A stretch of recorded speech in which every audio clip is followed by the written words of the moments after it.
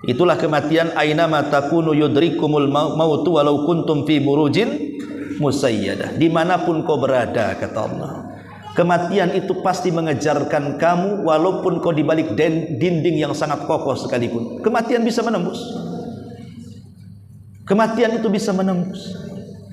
Dari sini kita tahu ma'asyiral muslimin bahwa kematian orang-orang fasik, fajir, kafir, maka kematian mereka akan sulit. Yang kedua, himpitan kuburannya juga akan dipersulit, akan merontokkan seluruh tulang dan persendiannya. Bahkan akan dipersulit jawaban-jawaban ketika ditanya siapa Rabbmu, siapa nabimu, dan apa agamamu. Bahkan Allah akan mencela dia dan mengatakan angkadzaba abdi, hambaku telah dusta, karena dia salah dalam jawaban. Bahkan bukan sorga yang dibukakan, pintu neraka dibukakan, diarahkan kuburannya. Jadi pintu neraka itu diarahkan ke kuburannya, kemudian panasnya api neraka dihantarkan ke dalam kuburannya lagi. Bayangkan kayak di open kita dalam kuburan itu. Bukan hanya itu, dipakaikan pakaian dari neraka, itu belum masuk neraka. Sudah dipakaikan pakaian neraka, dihembuskan api neraka ke dalam kuburannya. Kemudian didatangi manusia yang paling buruk, yang menakutkan, jelmaan dari perbuatan dosanya.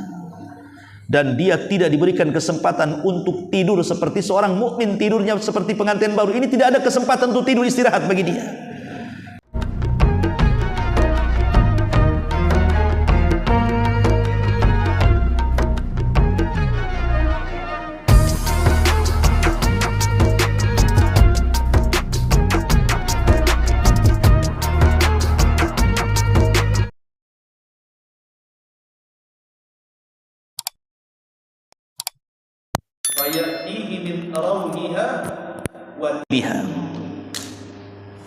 Ma'asyiral muslimin yang dimuliakan Allah Subhanahu wa taala. Nabi SAW mengatakan, maka akan didatangkan kepadanya harum-haruman dan bau-bauan dari sorga ke dalam kuburnya. Kemudian yang nomor 10, Allah akan datangkan kepadanya orang yang akan menemani kuburnya. Jadi tiba-tiba ketika kita sedang sendirian dalam kubur itu, datang orang yang sangat tampan sekali. Dijelaskan dalam hadis Nabi SAW, rajulun hasanus thiyab, orang yang sangat rapi pakaiannya, tibur rih, sangat harum baunya, sangat ganteng orangnya. Kemudian tiba-tiba dia mengatakan, abshir billadhi yasurruk, abshir billadhi yasurruk, bergembiralah dengan kesenanganmu wahai fulan. Kemudian dia mengajak bicara sampai akhirnya lelah bicara, kemudian dia mengantuk.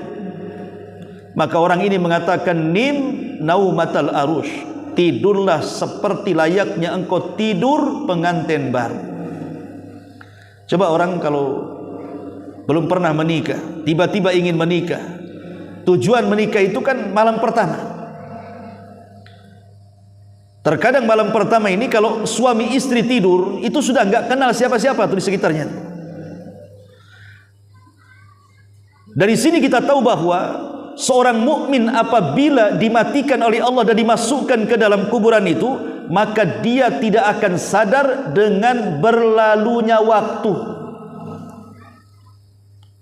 Apa kita tahu kiamat kapan coba? 100 tahun lagi kiamat? Belum tentu.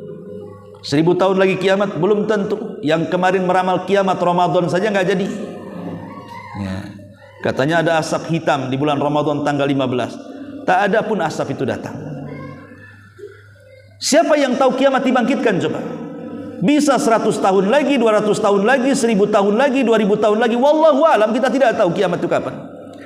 Tapi seorang mukmin apabila dia kemudian diwafatkan, kemudian ditemani oleh orang yang sangat baik sekali, tiba-tiba mengantuk dan disuruh untuk tidur seperti pengantin baru, maka dia pun tidur dan tidak akan terbangun kecuali kiamat dibangkitkan. Baru kalau ada perintah bahwa Israfil akan meniupkan sangkakala, maka orang yang baik ini akan membangunkan, bangun, kiamat mau datang. Maka dia mengatakan, ya Allah, kalau begitu cepatkan kiamat supaya aku ingin kembali kepada harta dan keluargaku, katanya. Coba bayangkan, ini nikmatnya seorang mukmin tidak merasakan bimururil waktu, dengan berjalannya waktu nggak dirasakan sama dia. Seperti kisahnya siapa? Ashabul Kahfi. Ashabul Kahfi itu ditidurkan 309 tahun, 3 abad lebih. Ketika dia masuk ke dalam gua, mereka dalam kondisi takut, dan takutnya luar biasa karena mereka menjadi buronan kerajaan Romawi. Karena mereka tidak mau menyembah berhala, kemudian dikejar sampai sembunyi di gua. Setelah masuk ke dalam gua, Allah tidurkan selama 3 abad lebih, 309 tahun. Baru dia terbangun tersadar. Rupanya Raja Zalim yang selama ini mencari-cari mereka untuk menangkap dan membunuhnya sudah tidak ada lagi. Ketika terbangun, rupanya rajanya sudah beriman.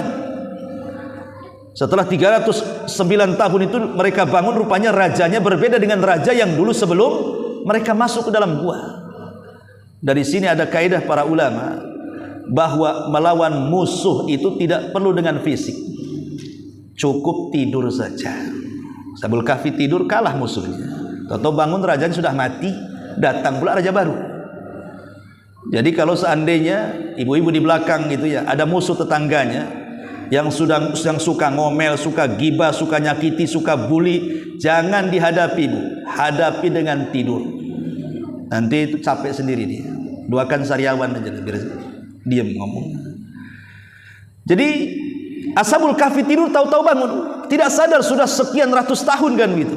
Lah orang-orang yang di kuburan itu ketika dia tidur seperti malam pengantin baru, maka dia tidak akan ingat berapa lama dia tinggal di kuburan itu. Tahu-tahu bangun, kiamat dibangkitkan. Subhanallah, ini nikmat. Nikmat dari Allah Subhanahu wa taala, tidak merasakan lamanya waktu dalam kuburan itu. Padahal orang tinggal di kuburan itu jauh lebih lama dibandingkan orang tinggal di atas kubur. Kita ini tinggal di atas kuburan itu berkisar 60 sampai 70 tahun saja. Lewat 70 tahun itu sedikit, pasti mati itu. Makanya kita lihat dari obrolan anak-anak 10 tahun, anak-anak 20 tahun, obrolannya tidak ada cerita mendekat-dekat kematian itu.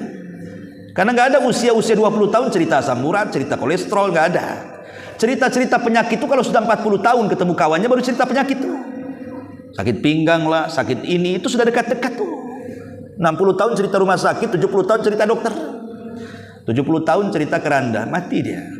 Artinya bahwa orang yang hidup di atas bumi itu, kata Nabi SAW, a'maru ummati baina sittina wa sab'in. Usia umatku itu berkisar 60 sampai 70 tahun saja. Kalaupun lewat dari 70 tahun itu sedikit. Tapi kalau orang masuk ke dalam kuburan yang sejak zaman Adam mati, udah berapa ribu tahun mereka tinggal di dalam kuburan itu. Tapi bagi orang yang beriman, walaupun ribuan tahun telah lewat kepada mereka, mereka tidak akan merasakan bimururil waktu, dengan lewatnya waktu. Kenapa? Karena Allah berikan nikmat dengan tidur seperti tidurnya pengantin baru. Nim naumatal arush, kata Rasul. Tidurlah seperti pengantin.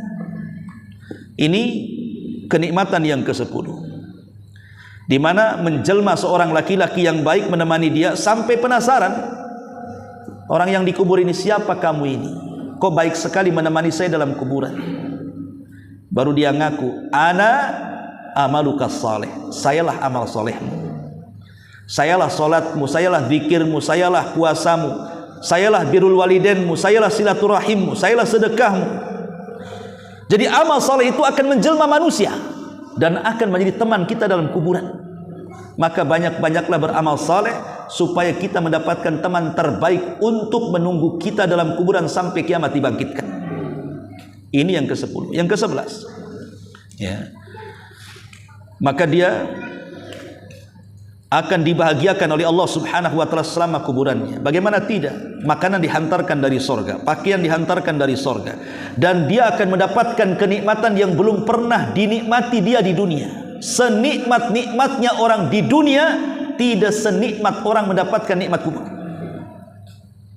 Karena nikmat kubur itu bagian daripada nikmat sorga. Sampai ada hadis yang mengatakan, nanti pada hari kiamat didatangkan seorang laki-laki yang ketika di dunia orang paling belangsak, orang paling susah, orang paling miskin, orang paling kere, tidak pernah sejak brojol sampai mati dia senang hidupnya.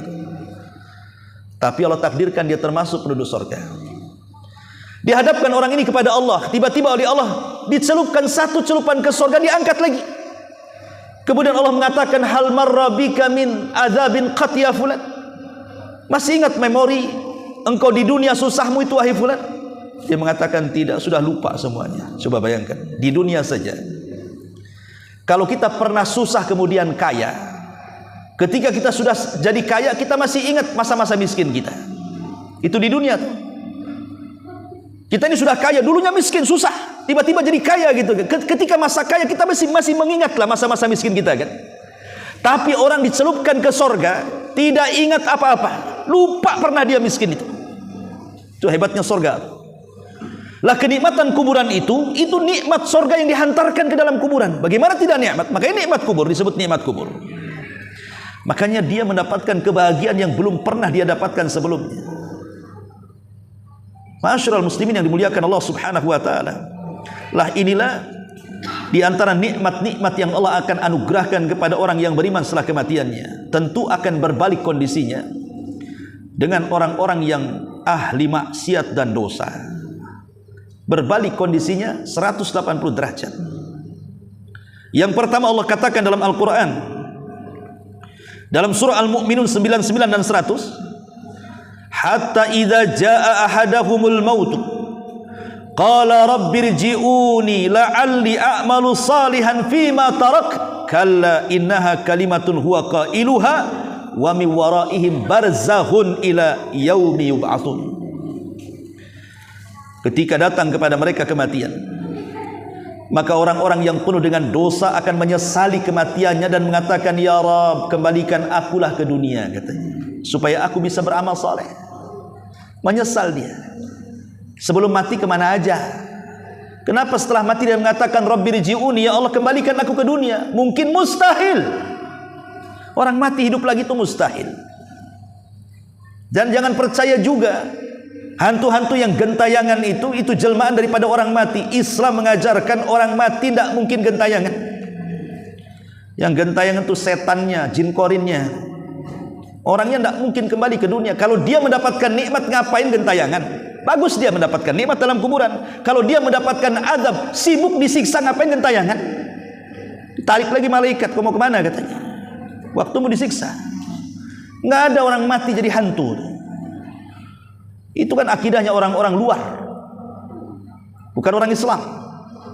Islam meyakini adanya hantu itulah jin. Bisa saja jin korinnya yang kemudian terbang ke sana kemari. Tapi yang jelas bahwa kematian orang yang berdosa, maka akan dipersulit kematiannya.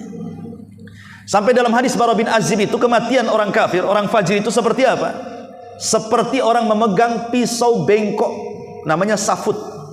Dalam hadis itu disebut safut. Safut itu pisaunya bengkok kayak cerulit gini. Ya. Kemudian didatangkan kambing wol yang belum dicukur. Tahu kan kambing wol, kambing Australia itu, sampai bulunya bisa 2 jengkal itu. Ya. Kemudian pisau yang bengkok itu dimasukkan ke dalam bulu-bulu wol. Kemudian disiram. Kemudian lengket dengan pisau. Kemudian pisau ditarik dengan paksa. Kira-kira bulu-bulu kambing wol nggak pretel tuh. Pasti akan runtuh, akan rontok dengan pisau-pisau yang berbentuk cerulit itu. Itulah kematian seorang kafir, fajir, fasik yang banyak dosanya. Jadi kematiannya membawa sakit yang tidak ada yang tahu kecuali Allah rasa sakitnya. Rasanya persendian tulang ini remek dan rapuh semuanya. Dan dia akan menjerit-menjerit kepada siapa? Minta pertolongan kepada siapa? Siapa yang bisa melawan malakul maut? Satu malaikat tidak bisa dikalahkan. Walaupun satu dunia manusia berkumpul, walaupun satu dunia jinnya berkumpul, kemudian berkoalisi itu jin dan manusia melawan malaikat maut, tidak akan bisa. Satu-satunya malaikat yang tidak bisa dilawan itu malakul maut. Siapa yang bisa melawan malakul maut? Tidak bisa. Pakai apa ngelawannya? Sampai ada seorang raja dikisahkan, raja ini sangat sombong sekali, congkak, sombong, merasa raja gitu. Berjalan dengan anak buahnya di belakang, tiba-tiba di tengah jalan dihadang orang. Rupanya orang itu jelmaan malakul maut. Dan mengatakan, "Hei raja, turun kamu." Ya, kata sang raja, "Siapa kamu?" Dengan sombongnya dia mengatakan, "Siapa kamu? Kenapa kau halangi jalan?" Maka dia mengatakan, "Saya malakul maut." Langsung menggigir raja itu. Dan seketika itu dia mati, dicabut nyawanya. Sama dengan kisahnya Nabi Sulaiman ketika ngobrol dengan menterinya dalam sebuah ruangan. Tiba-tiba pintunya diketuk. Setelah dibuka, rupanya orang yang menakutkan menatap sang menteri tadi. Kemudian berbincang-bincang dengan Nabi Sulaiman, habis itu dia pergi. Setelah Nabi Sulaiman menghadap menterinya, kata menterinya, "Siapa itu wahai Nabi Allah?" Kata Nabi Allah Sulaiman, "Dia adalah malakul maut, sekarang dia cari korban." Karena dia sempat menatap dirinya, maka menteri ketakutan, jangan-jangan aku pula korbannya. Karena dia sebelum pergi dia menatap aku katanya. Akhirnya dia mengatakan, "Ya Sulaiman, engkau kan Allah tundukkan awan dan juga angin. Bawa terbang aku dengan awanmu, terserah kemana," katanya. Akhirnya Nabi Sulaiman bawa terbanglah orang ini, rupanya ke India sana. Ketika kemudian awannya ke bumi, kemudian tiba-tiba orang ini sampai di India, rupanya orang itu ada di situ. Itulah kematian, ainama takunu yudrikumul mautu walau kuntum fi burujin musayyadah. Dimanapun kau berada, kata Allah, kematian itu pasti mengejarkan kamu, walaupun kau di balik dinding yang sangat kokoh sekalipun. Kematian bisa menembus. Kematian itu bisa menembus. Dari sini kita tahu ma'asyiral muslimin bahwa kematian orang-orang fasik, fajir, kafir, maka kematian mereka akan sulit. Yang kedua, himpitan kuburannya juga akan dipersulit, akan merontokkan seluruh tulang dan persendiannya. Bahkan akan dipersulit jawaban-jawaban ketika ditanya siapa Rabbmu, siapa nabimu, dan apa agamamu. Bahkan Allah akan mencela dia dan mengatakan, "Angkadzaba abdi, hambaku telah dusta," karena dia salah dalam jawaban. Bahkan bukan sorga yang dibukakan, pintu neraka dibukakan, diarahkan kuburannya. Jadi pintu neraka itu diarahkan ke kuburannya, kemudian panasnya api neraka dihantarkan ke dalam kuburannya lagi. So, bayangkan kayak di open kita dalam kuburan itu. Bukan hanya itu, dipakaikan pakaian dari neraka, itu belum masuk neraka. Sudah dipakaikan pakaian neraka, dihembuskan api neraka ke dalam kuburannya. Kemudian didatangi manusia yang paling buruk, yang menakutkan, jelmaan dari perbuatan dosanya. Dan dia tidak diberikan kesempatan untuk tidur seperti seorang mukmin, tidurnya seperti pengantin baru. Ini tidak ada kesempatan untuk tidur istirahat bagi dia. Karena dia akan terus mendapatkan siksa kubur sampai kiamat dibangkitkan. Bahkan dia merasa tersiksa dan menyesal. Bahkan dia pun meminta-minta kepada Allah untuk dikembalikan ke dunia untuk beramal saleh. Tapi itu mustahil karena ada dinding yang disebut dengan barzah. Barzah disebut barzah itu karena memisahkan alam dunia dan alam kubur. Itulah dindingnya disebut barzah. Maka disebut alam barzah. Adapun alam kubur karena manusia dikubur, maka disebut alam kubur. Ya. Ma'asyiral muslimin wal muslimat rahimani wa rahimakumullah.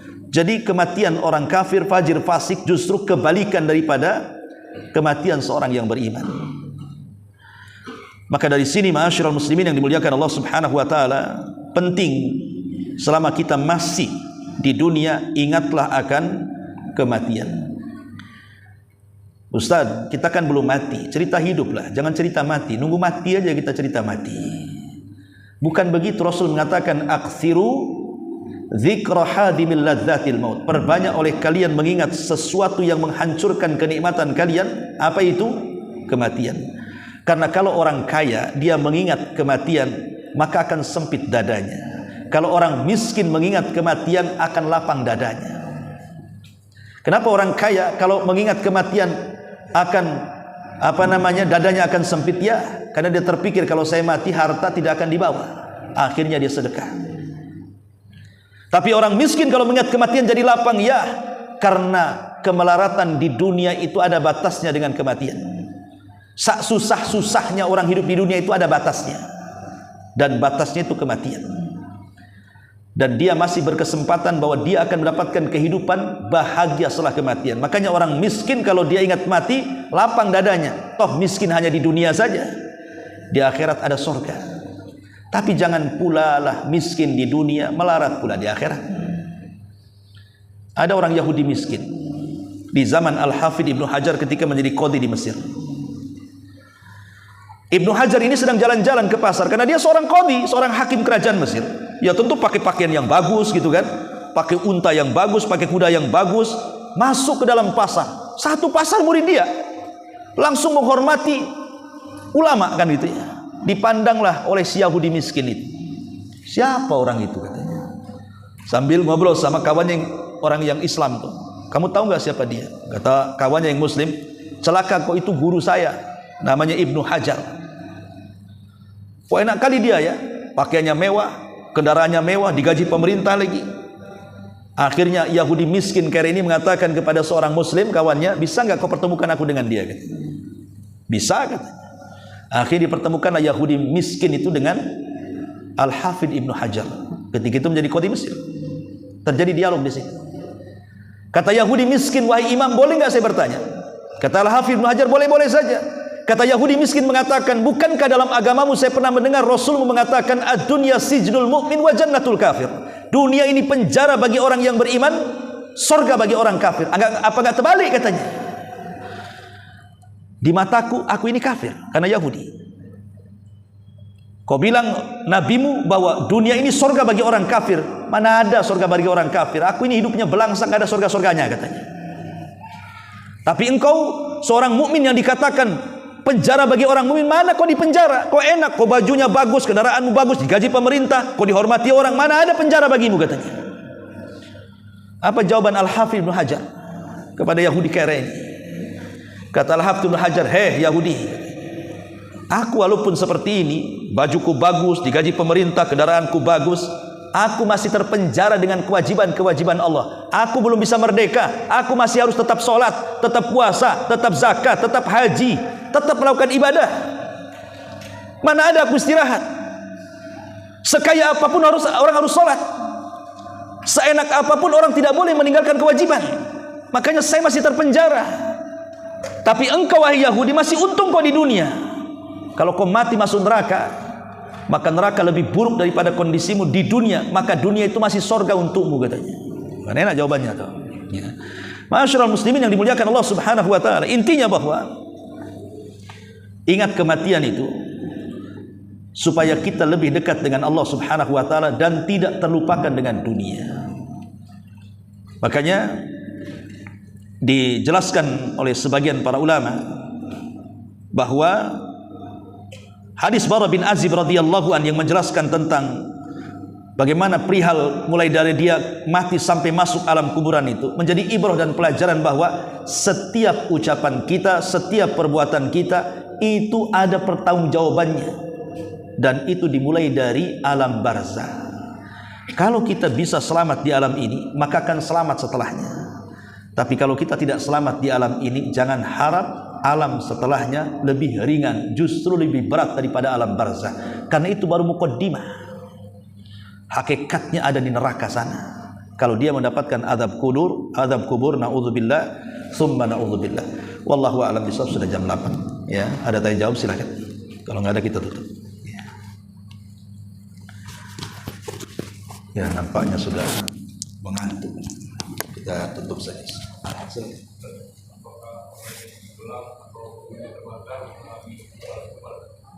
Orang yang tenggelam azab kubur, nikmat kubur.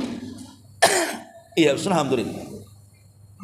Orang yang tenggelam atau orang yang jasadnya hilang di hutan tidak sempat dikuburkan, atau orang yang dimakan ikan akhirnya di perut ikan, atau orang yang dimakan harimau akhirnya di perut harimau, dimakan ular sawah dan begitu seterusnya. Apa mereka terhindar dari peristiwa-peristiwa kubur? Tidak.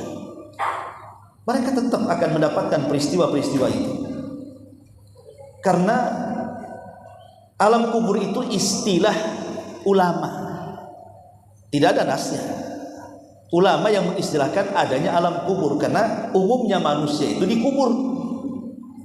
Tapi bahasa Quran itu disebut barzah. Barzah itu semata-mata ruh tercabut dari jasad langsung terdinding antara dunia dan alam kubur. Semata-mata ruh kita keluar, entah kematian itu satu, sebabnya banyak. Kematian kan satu, dicabutnya nyawa dari badan, itulah kematian, cuma satu. Dicabut ruh itulah kematian. Tapi sebabnya banyak. Ada yang ditabrak sebabnya, ada yang jatuh sebabnya, ada yang tenggelam sebabnya, ada yang dibunuh, ada yang makan racun, ada yang diracun. Ya, sebab kematian banyak, tapi kematian satu, dicabutnya ruh. Ketika semata-mata ruh aja terpisah dengan badan, langsung di situ ada dinding. Nah, dinding itu disebut barzah namanya. Berarti sudah pindah alam istilah kita. Kalau orang mati itu sudah pindah alam namanya. Makanya kalau ada orang begap-begap, hati-hati kamu pindah alam katanya. Maksudnya pindah alam itu sudah tidak alam dunia lagi, tapi masuk alam barzah. Kalau sudah masuk alam barzah, masuk pada peristiwa 4 tadi, himpitan, fitnah, azab ataupun nikmat. Semua akan kena di situ. Itulah penjelasan para ulama, wallahu a'lam. Sampai di sini, subhanallah bihamdika asyhadu an la ilaha illa anta astaghfiruka wa atubu ilaik. Allahu ta'ala alam. Assalamualaikum warahmatullahi wabarakatuh.